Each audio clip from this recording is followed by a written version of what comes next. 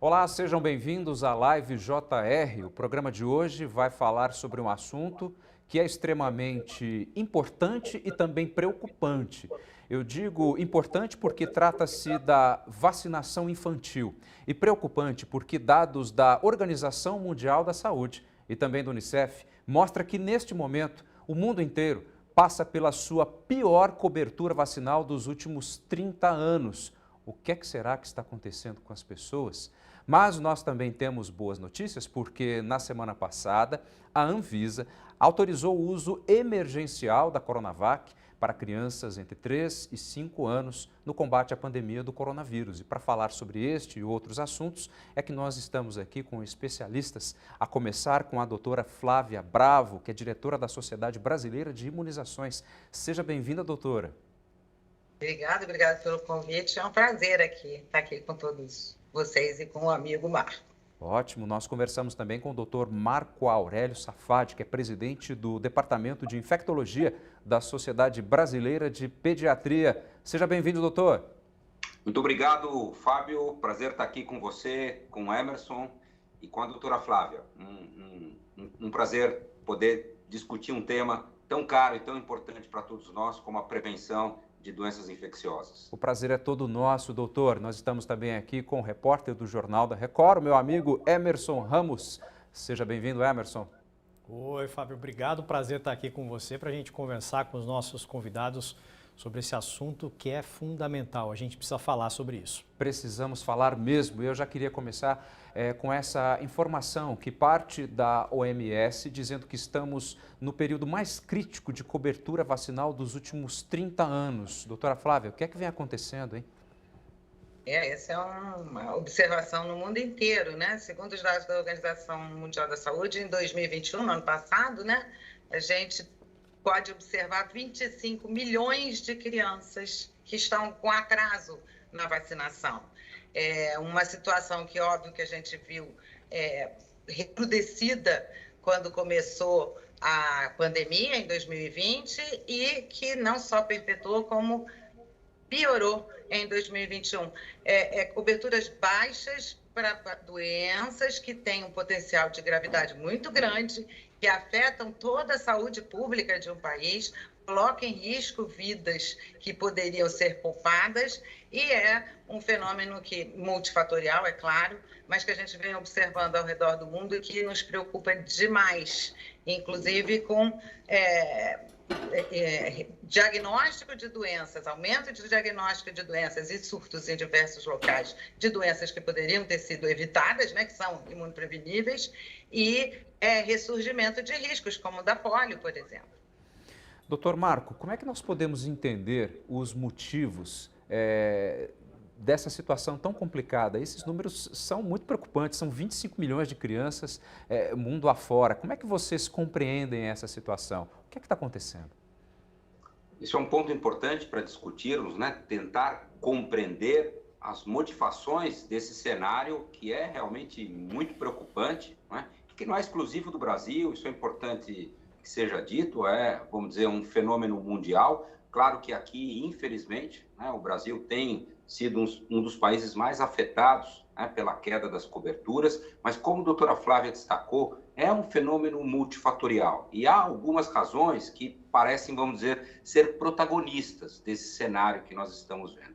A primeira delas, né, e há pouco discutíamos sobre isso, é o fato de que muitas das novas gerações, daqueles que nasceram nos últimos 20, 30 anos e que hoje são pais de crianças pequenas, nasceram em um cenário onde determinadas doenças que outrora eram causa importante de hospitalizações, de sequelas e, infelizmente, de mortes, elas estavam controladas ou até mesmo eliminadas. Então, elas não, vamos dizer, essas novas gerações não compreendem a importância de se prevenir essas doenças. Acho que algumas delas são emblemáticas nesse sentido, né? O exemplo que me vem à cabeça nesse momento é o sarampo, é uma doença que, vamos dizer, há 30, 40 anos atrás, ela vitimava milhares de indivíduos no nosso país, na maioria dos casos crianças, Fábio, motivando hospitalizações e mortes, e nós conseguimos eliminar essa doença aqui na nossa região. A nossa região, vamos dizer, obteve o certificado de eliminação. Eliminar uma doença significa interromper a atividade dessa doença numa determinada região. Quando a gente usa o termo erradicar, que até hoje só conseguimos com a varíola, é um cenário que expressa a ausência absoluta de circulação desse vírus no mundo inteiro. Mas a eliminação de uma doença como o sarampo, ela pressupõe a necessidade de que tenhamos na nossa população pelo menos 95% dos indivíduos protegidos contra essa doença. E nós tínhamos isso. O Brasil, vamos dizer, a exemplo de outros países, obtinha esses altos índices de vacinação. Com a queda dos índices de vacinação que observamos nos últimos anos, o que aconteceu é que abrimos vulnerabilidade no nosso país, bolsões de fragilidade. Como a doença não estava erradicada e ainda havia casos no mundo, a hora que essas pessoas infectadas pelo vírus do sarampo entraram no Brasil, encontrou no país uma situação diferente da que tínhamos até então, e o vírus se espalhou, e a doença voltou a cometer, nesse momento, nos últimos 4 anos, nós já acumulamos mais de 40 mil casos de sarampo, com mais de 40 mortes, provocadas pelo sarampo, a maioria delas ocorrendo em crianças. Claro que há outros fatores, existe um fenômeno contemporâneo, que infelizmente tem sido parte do nosso dia a dia, Fábio, que são as fake news, as notícias mentirosas, que muitas vezes criam com as vacinas, associam as vacinas a eventos que absolutamente não são consequência delas, mas cria insegurança e hesitação nos pais e na população em relação a esse instrumento. Claro que há também, muitas vezes, falta de disponibilidade de vacinas em determinados momentos, em determinadas regiões. Há uma dificuldade, muitas vezes, do acesso das pessoas a esses serviços de saúde que permitam que as crianças estejam adequadamente vacinadas. Correto. Óbvio que a pandemia também trouxe um impacto muito grande, porque houve um momento em que havia muito medo de sair de casa, e isso também acabou fragilizando, mas entendo que é tempo de resgatar essas coberturas. Sim. E para isso, o que falta nesse momento, na minha opinião, é uma comunicação mais proativa por parte, vamos dizer, das autoridades sanitárias, destacando a importância e de eventos como esse que vocês estão hoje tendo a iniciativa de conduzir, para alertar a população da importância de estarmos com a nossa vacinação em dia, para impedirmos que doenças retornem. Dr. Marco Aurélio falou sobre o sarampo, queria perguntar também para a doutora Flávia sobre isso. A gente teve, se eu não estiver enganado, em 2016 o Brasil foi considerado um país livre, que havia eliminado o vírus, a circulação do vírus do sarampo, e agora, alguns anos depois, a gente está com uma situação, e é isso que eu queria perguntar para a doutora Flávia, que a gente pode classificar como surto ou um surto que já está caminhando para se transformar numa epidemia de sarampo. Na realidade, em 2016 nós recebemos o nosso certificado, 2017 começamos a observar já surtos no Pernambuco, no Ceará, e esses surtos localizados, eles foram controlados de fato, mas a partir de então a gente começou a observar a circulação do vírus em outros lugares. Então, na realidade, não com a magnitude daqueles surtos iniciais, principalmente do Ceará, que foram muitos casos, e aquilo demandou uma resposta de saúde pública para controlar aquilo, mas, na verdade, desde então, a gente está convivendo com a circulação. Em alguns estados a gente tem circulação ativa, que a gente percebe, quando a gente fala que é circulação ativa, que são os estados onde há transmissão entre pessoas ali, não só crianças, A gente tem também casos acontecendo em adultos que não eram vacinados, que não foram vacinados adequadamente na infância, e isso se perpetuando. Então, se eu já tinha em 2017, 2018 a circulação, e coincide a partir de 2019, 2020, quer dizer, aliás, a partir de 2015, quedas progressivas das coberturas vacinais. piorando nos últimos 2 anos, é claro que eu estou criando uma situação aqui propícia para que o vírus, estando em circulação, encontre cada vez mais pessoas e mais crianças sem proteção. E aí eu vou dizer que eu tenho uma epidemia, na verdade a gente está com uma endemia com surtos em vários locais, com circulação ativa em vários estados. Bom, eu quero lembrar que nós estamos ao vivo nas plataformas digitais da Record TV e você pode fazer exatamente como fez o Marcelo por meio do YouTube. E ele faz a seguinte pergunta, olha só, hein? Meu filho está com vacinas atrasadas, eu preciso levá-lo com urgência ao posto de saúde? Doutor Marcos, será que é preciso correr? O que está acontecendo com o seu filho acontece hoje, né? Com bastante frequência, com muitas famílias. Algumas dicas que a gente dá, é importante que assim que você tem uma oportunidade de levar seu filho, você deve fazê-lo quanto antes ele obtiver a proteção por essas vacinas, melhor no sentido de diminuir o risco da ocorrência desses casos. Lembro que nós podemos fazer numa mesma visita várias vacinas ao mesmo tempo, isso otimiza, diminui a necessidade de que você, Marcelo, compareça várias vezes à unidade de saúde com o seu filho, né? Então, essa é uma estratégia que nós temos sugerido nesse momento, importante para nos ajudar. Segura também. E segura, exatamente, Flávio. Exatamente, segura, né? Uma estratégia segura, isenta, vamos dizer, de impeditivos ou de prejuízos e que ajuda nesse resgate. Então, assim que você puder, Marcelo, não deixe de levar seus filhos para atualizar a carteira vacinal deles. Doutores, eu tenho um filho de 13 anos, o Armando, e não faz muito tempo que nós fomos juntos até uma unidade básica de saúde e lá ele já tomou o reforço, enfim, da pandemia e também já tomou a vacina da gripe. Ou seja, coronavírus e gripe, tudo de uma vez só, sem problema, né?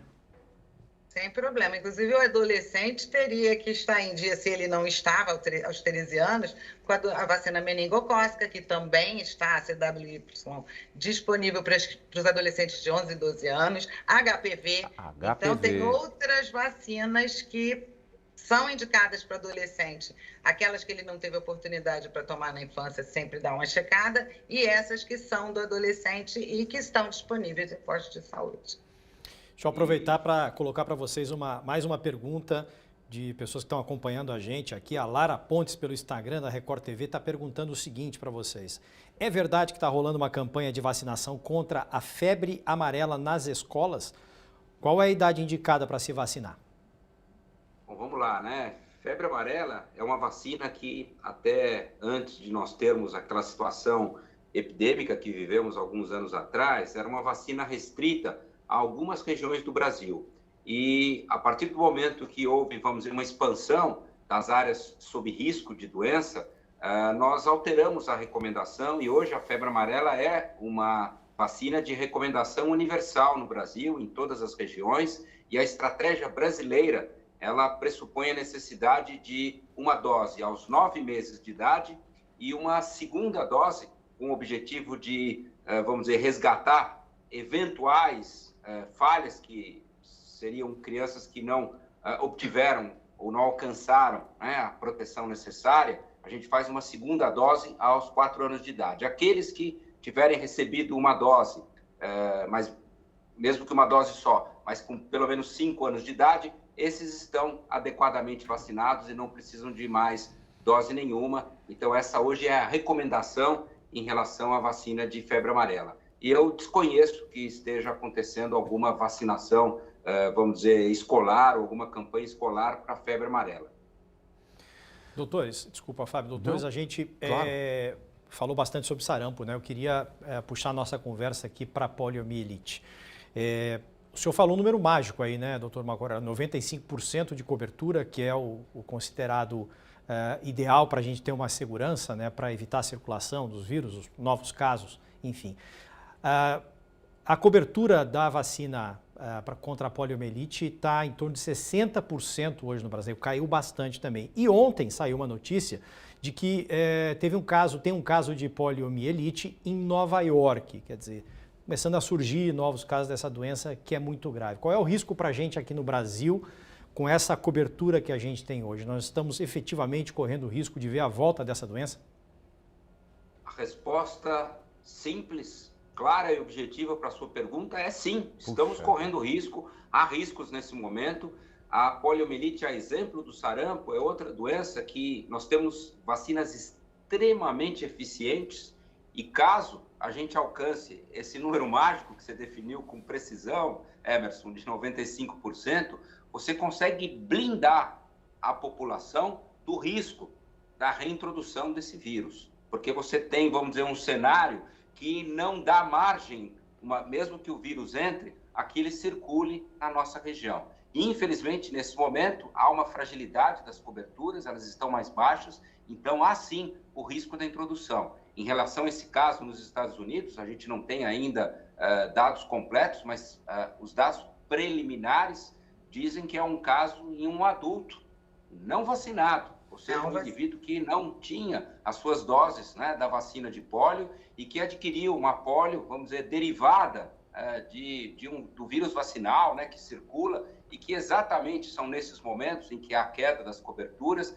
que ele se torna, vamos dizer, um risco. Então, é mais uma razão para demonstrar a importância, né, da gente levantar as nossas coberturas e retomar aquelas coberturas que a gente tinha até poucos anos atrás e que eram, sim, suficientes para garantir, vamos dizer, a nossa região blindada, né, da poliomielite. Lembrando que aqui nas Américas, né, a gente já eliminou a poliomielite pelo vírus selvagem há mais de 30 anos, que não há casos, né? Então, esses casos são casos fruto da contaminação por reversão dos vírus vacinais, mas casos de poliomielite pelo vírus selvagem, só há 2 países no mundo, nesse momento, que registravam casos, Afeganistão e Paquistão, e infelizmente, ano passado, tivemos também na África mais um 3º país a registrar casos de paralisia, Emerson, pelo vírus selvagem.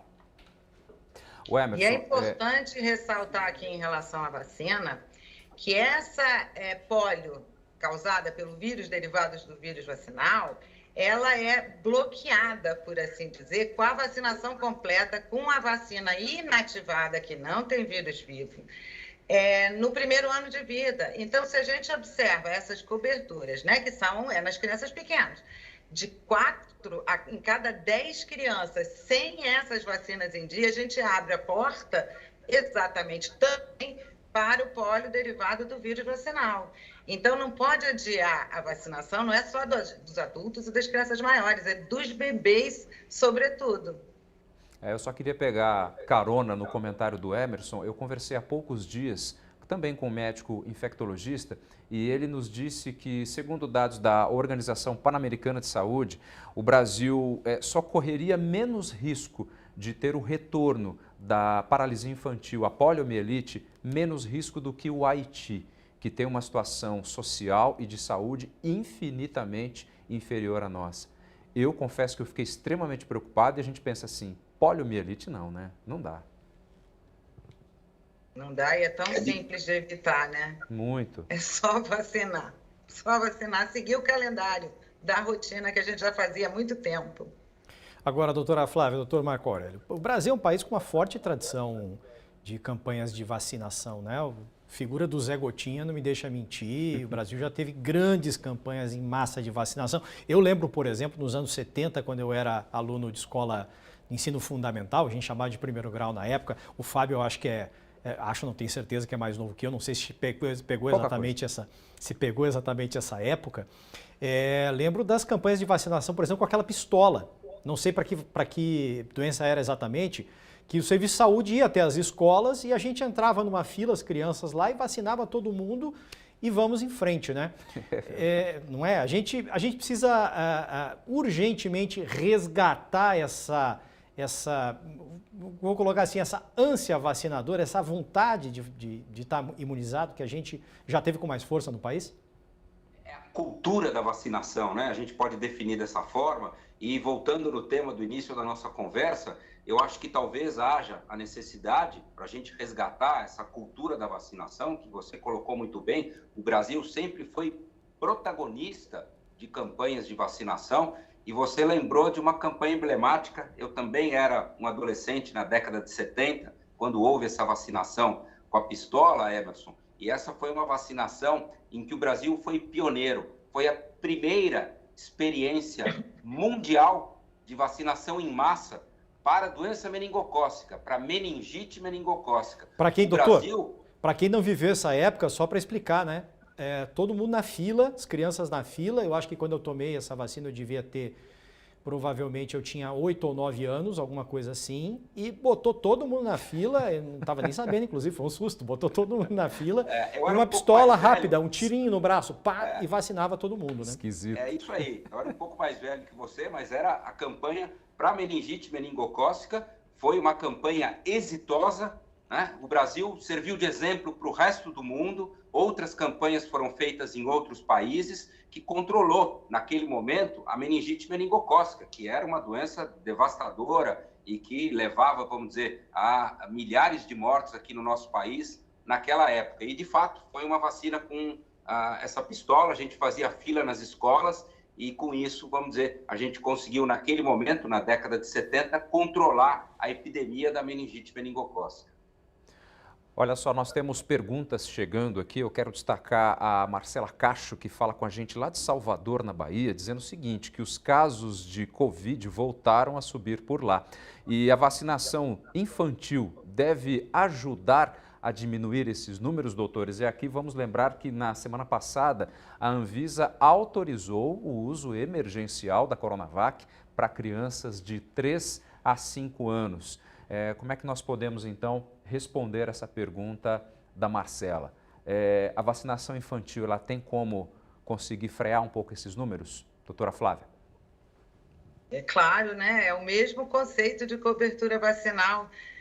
A gente tem que vacinar as crianças e não pode esquecer de ir à caça das outras faixas etárias cujo o índice de vacinação está muito aquém do que a gente queria, porque, na verdade, a intenção para a gente conseguir controlar a transmissão e, portanto, o número de casos, que o número de casos não cresça, eu preciso ter um percentual alto da população vacinada. E com o ingresso das crianças, que, comparando com os adultos, as pessoas de outras faixas etárias realmente são um pouco privilegiadas, mas nós não podemos menosprezar os números brutos, né? A quantidade de crianças que adoecem com gravidade, que tem a síndrome inflamatória. Então, há o interesse de proteger, sim, porque é um número muito alto, mas vacinando essas crianças, além de protegê-las, eu aumento a possibilidade de cobertura vacinal. Eu não posso também esquecer de não correr atrás das altas coberturas nas outras faixas etárias que já estavam, né, com a vacina disponível.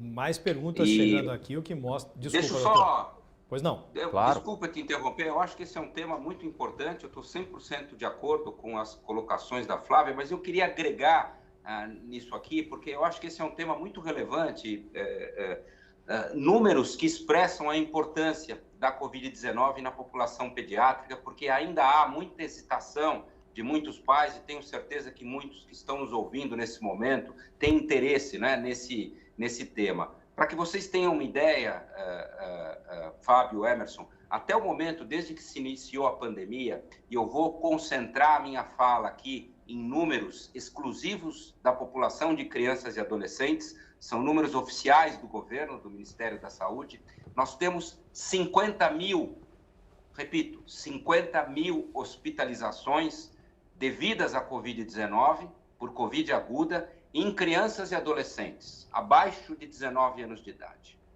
Dessas 50 mil hospitalizações, infelizmente, resultaram 3.280 mortes em crianças e adolescentes pela Covid-19. Não há nenhuma outra doença infecciosa passível de prevenção por vacinas que tenha vitimado número igual de crianças ou hospitalizado número igual de crianças aqui no nosso país, mesmo no período que precedeu a introdução das últimas vacinas no nosso calendário de imunizações.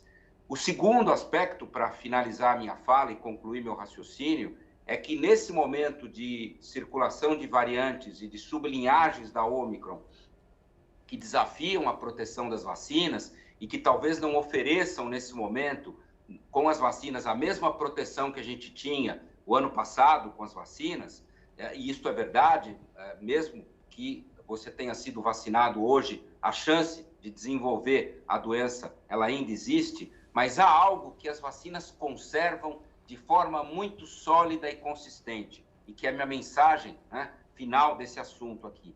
Elas permanecem como uma estratégia extremamente eficaz para prevenir as formas graves de doença.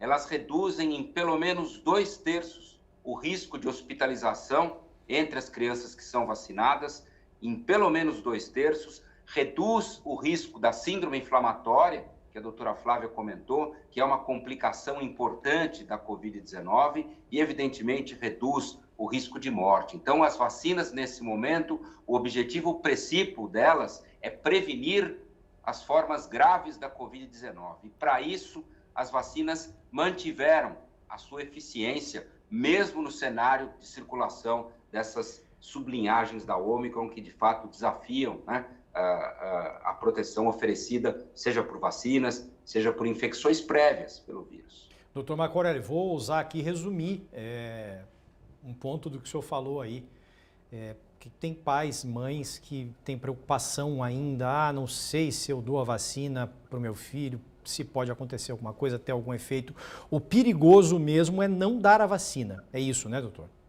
Sem dúvida alguma. O que nós deveríamos ter medo é, nesse momento, das consequências da Covid-19, das complicações. A nossa experiência com a vacinação de crianças, especificamente, no grupo de 5 a 11 anos e agora no grupo de 3 anos para cima, é extremamente favorável. O perfil de segurança da vacina na população pediátrica é muito alinhado com todas as outras vacinas que a gente usa no nosso calendário, muito similar, Emerson. A gente tem tido um perfil de eventos adversos de reatogenicidade absolutamente em linha com o que a gente já observa para outras vacinas, ou seja, é uma, vamos dizer, estratégia segura e que, como eu disse, ainda eficiente para reduzir formas graves da doença. Ou seja, o risco da doença é imensamente maior que o risco das vacinas que a gente tem disponíveis para cada faixa etária. Pena que nem todo mundo acredita, né? Agora, olha só, ontem a Anvisa ainda solicitou informações adicionais sobre um pedido de dose de reforço da Pfizer para crianças de 5 a 11 anos e também para adolescentes de 12 a 15 anos e 16 a 17. Vocês acham, doutora Flávia, que isso é um sinal de que vem mais uma dose de reforço aí? É possível, né? Essas decisões, que são decisões de saúde pública, elas têm que considerar o que está acontecendo epidemiologicamente, né? Se eu estou vendo falha na vacinação, quer dizer, aquelas pessoas que vacinaram estão perdendo a proteção e eu começo a observar pacientes, né, infectados e às vezes com gravidade nessa população que já foi vacinada e também depende da circulação, né, do tipo de variante, se é mais agressivo ou não é. O Marco acho que pode contribuir muito mais do que eu para complementar aqui a minha fala. É claro que a expectativa é que, a depender da evolução epidemiológica, que as crianças, que os adolescentes também entrem na necessidade de uma dose de reforço no momento que for mais oportuno. Mas também a gente tem no horizonte a possibilidade de vacinas direcionadas mais diretamente para essas variantes que começaram a circular. Então, a gente não tem bola de cristal, isso depende também de disponibilidade de vacinas, ligado ao que a gente observa na vida real em termos de retorno de índices de infecção naqueles vacinados. Mas é claro que isso é uma coisa que está o tempo todo sendo analisado para tomar a decisão de doses de reforços nessas faixas etárias. É claro que os imunodeprimidos a gente já sabe, né, que precisam, mas naqueles que são saudáveis, isso é constantemente avaliado. Qual é a perspectiva que vocês... Só lembrando, Desculpa, Emerson, doutor. desculpe, Só lembrando que para o grupo de 12 a 17 anos, já há recomendação da dose de reforço formalmente pelo Ministério da Saúde. Então, esse grupo já é hoje contemplado, né? Já se iniciou a vacinação de adolescentes, vamos dizer, com essa terceira dose ou dose de reforço, né? O que se discute é que quando as crianças de 5 a 11 anos completarem, vamos dizer, esse período, na minha opinião, não há dúvida que há necessidade dessa terceira dose ou dose de reforço para a população pediátrica também. Ela agrega muito valor na proteção contra a Ômicron. A Ômicron, ela carece da necessidade dessa terceira dose em todos os grupos etários em que a vacinação foi, vamos dizer, avaliada, e não é diferente com as crianças. E uma quarta dose, doutor? Uma quarta dose, aproveitando que isso é uma pergunta da Cris Carvalho, feita pelo Instagram da Record TV. Sem dúvida alguma. E a quarta dose, Emerson, aí é diferente. A quarta dose, os dados ainda não são claros da necessidade da quarta dose para os jovens. Então, o que a gente tem hoje, bem robusto, bem consistente, é da importância da quarta dose para os indivíduos mais velhos. Então, esses indivíduos, sim, eles se beneficiam da quarta dose. Ainda não há clareza da necessidade, nesse momento epidemiológico, da quarta dose para populações mais jovens. Então, alguns países só têm a recomendação da quarta dose a partir de 60, alguns países a partir de 50. Aqui no nosso país, a recomendação do Ministério da Saúde é que a quarta dose está para aqueles acima de 40 anos. Alguns estados têm recomendações diferentes, mas a recomendação do Ministério da Saúde e do programa, né, que é, vamos dizer, amparado pelo Plano Nacional de Operacionalização da Vacina Covid, sugere a partir de 40 anos para a quarta dose.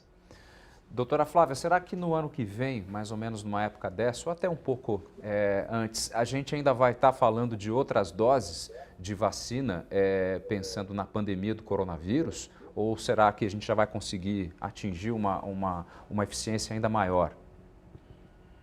Acho que a gente tem que pensar que nós não somos isolados, né? Nós não somos um país isolado do resto do planeta. Enquanto não tivermos uma boa vacinação no planeta como um todo, eu sempre terei países com uma situação propícia de baixa cobertura e de surgimento de variantes que podem chegar aqui. Então, a exemplo de todas as que chegaram por aqui, né? Então, assim, não dá para a gente, não temos bola de cristal, mas essa resposta, ela seria melhor respondida se a gente tivesse como responder o que vai ser feito no planeta como um todo. É preciso que, além de fazer a nossa coraça aqui de vacinação da nossa população, a gente tenha também eliminar o máximo possível a possibilidade de surgimento de novas variantes que podem nos atingir e mesmo com nossa população vacinada sejam variantes que escapem dessa vacina. Então, eu não acredito que nós, não sei o Marco que vai dizer, mas eu não acredito que nós paremos de falar da Covid tão cedo. É possível sempre o surgimento de novas variantes, a gente já viu que a Ômicron está produzindo uma porção, já estamos falando de novos, e a gente nunca perde o risco de uma que seja mais agressiva ainda, ou menos, né? Mas o dia que nós tivermos só variantes controláveis e que ainda que transmitam com maior, tem uma transmissibilidade maior, mas causem uma doença mais branda, pelo menos já vai ser uma situação de maior conforto. Mas não dá para agora dizer quando nós vamos parar de nos preocupar, quando vamos parar de pensar em doses a mais.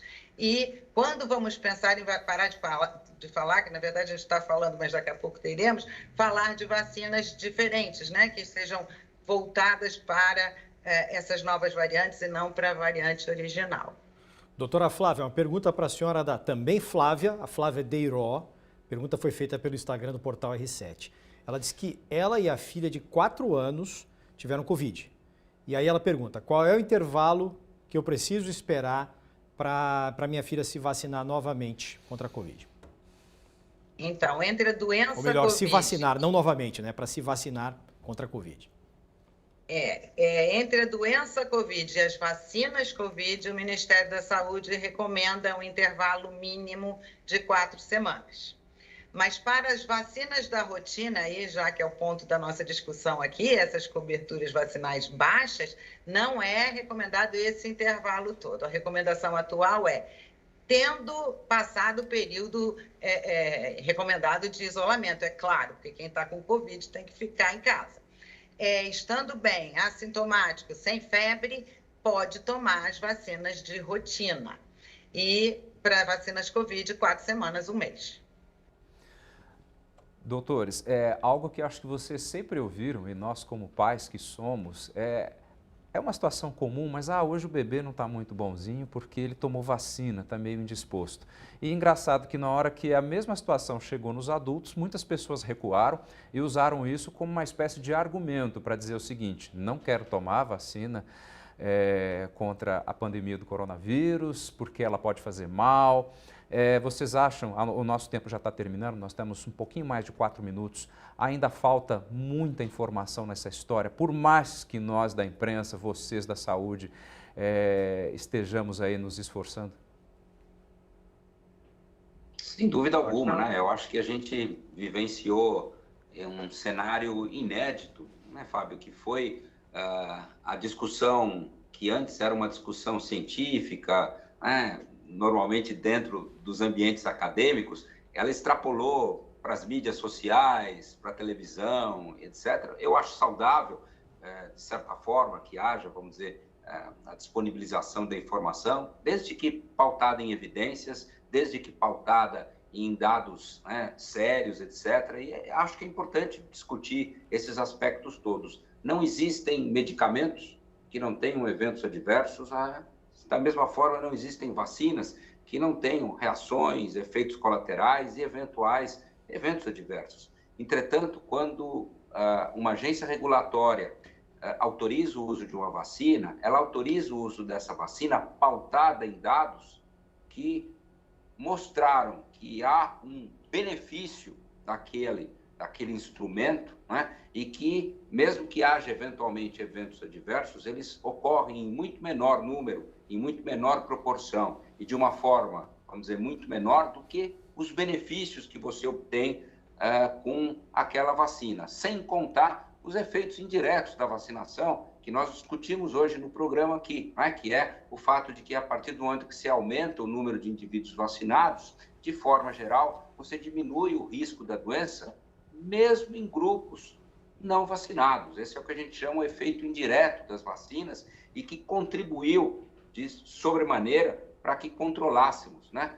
E eventualmente até eliminássemos algumas doenças. Mas para isso é importante que a gente tenha elevadas coberturas. Então, creio que seja sempre importante nós termos uma comunicação clara, transparente em relação a tudo que se pode esperar dessas vacinas, né, dentro de um cenário epidemiológico. Ótimo. E só para concluir a minha fala, eu acho que futuras recomendações de vacinação, futuras necessidades de doses de reforço e periodicidade dessas doses de reforço, elas terão que levar em conta o cenário epidemiológico que a gente vai estar vivendo. É isso que vai determinar a necessidade ou não de sermos revacinados e que grupo serem revacinados. Perfeito. A partir de agora, a humanidade, vamos dizer, a partir do momento que você se vacina, você já cria um organismo que já não é totalmente suscetível, né, às complicações do vírus. Então, a partir de agora, a gente vai poder modular na população quem vai ser o grupo necessário a tomar, vamos dizer, a vacina e com que periodicidade isso vai ser necessário. Tá ótimo, doutor. Muitíssimo obrigado. Doutora Flávia, o que a senhora pensa disso? Mais informação, mais comunicação? Mais informação, mais comunicação. A gente que trabalha tantos anos com vacina, a gente sabe que os pais dos bebês sempre sabiam que podiam acontecer eventos adversos, estavam preparados, entendiam isso com uma naturalidade. E na nossa prática, a gente sempre sentiu uma menor tolerância entre os adultos.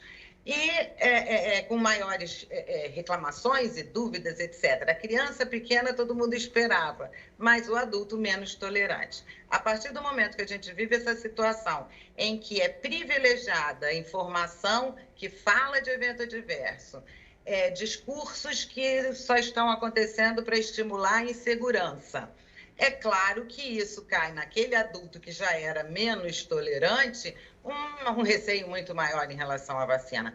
E acaba deixando de analisar com bom senso essa questão dos eventos adversos. A gente ter febre, ter dor de cabeça, ter mialgia, ainda que seja prolongada, ainda que eu fique um dia inteiro muito mal, mas estou me protegendo de uma doença que pode trazer um malefício muito maior, tem que ser encarado como um preço que se paga eventual, mas que não vai trazer nenhuma consequência. Então, para mim, né, na minha opinião, a informação a respeito de eventos adversos é salutar e tem que ser feita, mas o grau de estímulo do medo é que tem que ser controlado. Tá ok. Doutora Flávia, eu já aproveito então para agradecer aqui a sua presença, as suas informações. Muitíssimo obrigado pela sua participação, viu? Obrigada a vocês, foi um prazer. Doutor Marco Aurélio Safadi, muitíssimo obrigado pelas suas informações, pela sua participação conosco. Prazer conversar com você, Fábio, Emerson, e com a minha amiga Flávia, e com todos que nos acompanharam, né, nessa tarde de hoje. Muito obrigado. Emerson Ramos, meu colega, muitíssimo obrigado pela sua participação também. Até a próxima, companheiro. Até a próxima, Fábio. Que legal essa conversa, viu? Eu agradeço aos nossos convidados. Eu que sou pai de 2 crianças que estão com todas as vacinas em dia, meus filhos estão com todas as vacinas em dia. Fiquei muito feliz de participar dessa conversa. Então, em nome de todos os pais, de todas as pessoas responsáveis, vamos vacinar as crianças, vamos nos vacinar, não vamos brincar com isso não. A ciência está aí para nos ajudar há quantos séculos? A Live JR vai ficando por aqui. Muitíssimo obrigado pela sua participação. A gente está junto nas plataformas digitais da Record TV. É só acessar que nós temos bastante informação por lá. Até a próxima!